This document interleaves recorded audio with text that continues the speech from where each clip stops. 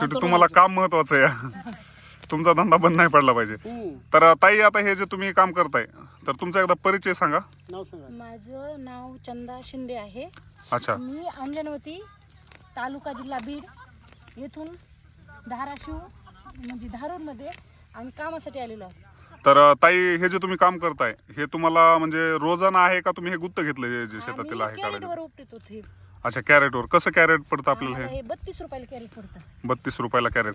आता हे जे तुम्ही कोथिंबीर काढताय जे की आमचे मेंबर आहेत आमच्या गावचे सुहास मुंडे, तर कोथिंबीर जे आलेले आहे समजा ती काढायला म्हणजे व्यवस्थित चांगले आलेले आहे का असं म्हणजे खूप कमी निघायला लागली? नाही, नंबर 1 आलेली आहे. नंबर 1 आलेली. तर तुम्ही एका दिवसामध्ये किती कॅरेट आता एक भाजी काढताय?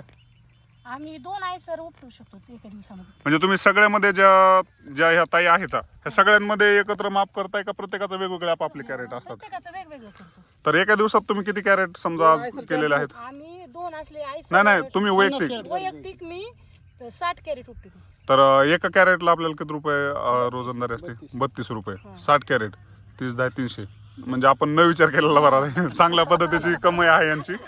आणि नाही 30 रुपयाला कॅरेट म्हणल्यावर खूप जास्त इन्कम झाली. गाड्या पिढ्या फिरव काम द्या त्यांच्या मागे.